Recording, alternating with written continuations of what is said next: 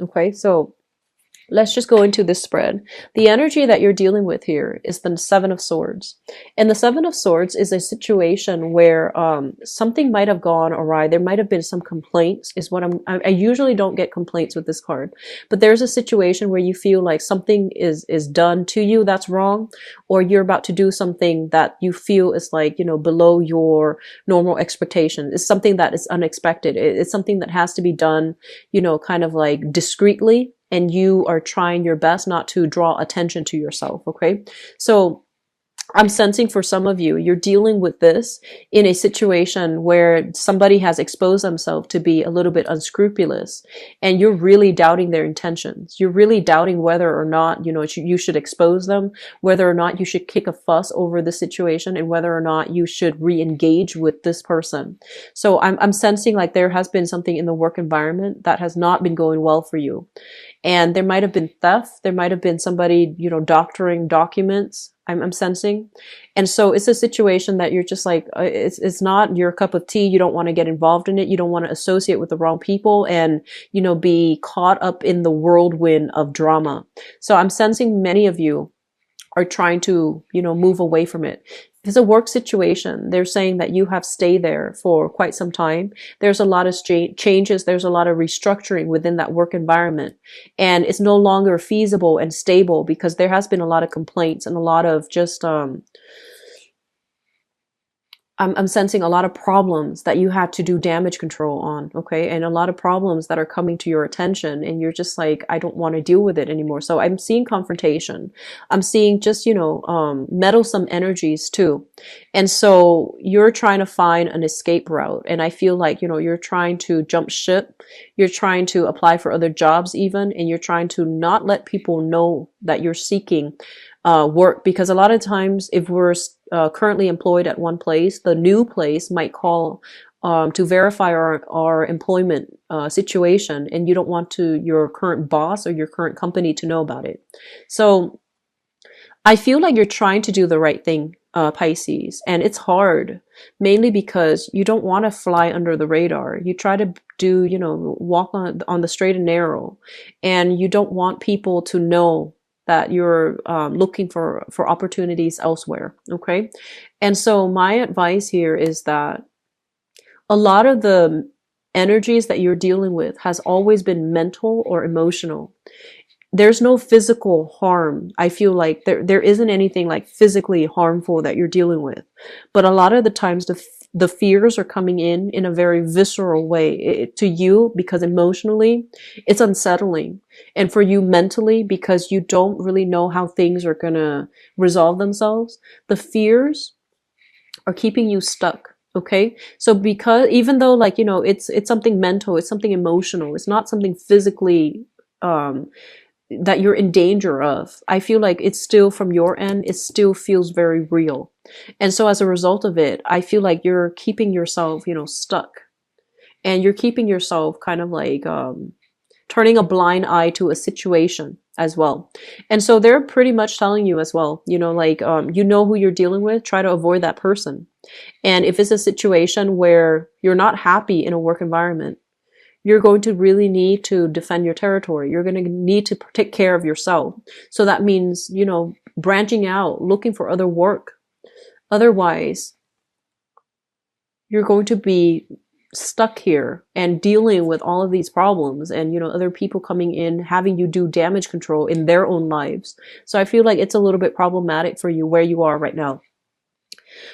They're pretty much telling you as well, you know, in the past, there has been a situation where you kept yourself very stuck. You thought the situation was going to get better. You thought, you know, automatically things will improve, or automatically, I honestly feel like, you know, somebody will come to my rescue, or the other person will see the errors of their ways, and then things will be okay again. So as long as I stay and try to work at it, things are going to get better. And it didn't get better.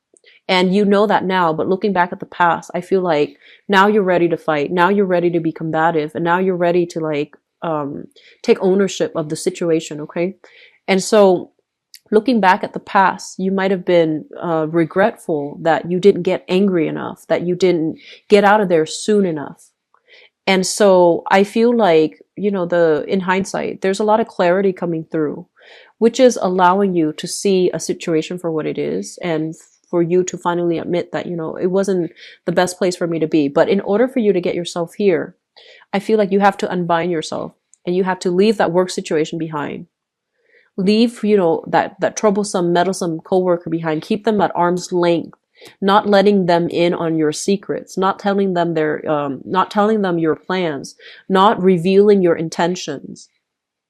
So I feel like there is a major maturation process happening here. And I feel like a lot of it deals with like owning up to like coming into power of our own strength, being a lot more discerning, and at the same time learning like how the smart way to keep people at arm's length without offending them, without like having to, insult them or anything like that. So I feel like you're able to do that because, you look back at a situation and you're a lot more cautious about what you reveal. You're cautious about, not blending your personal life with your professional life.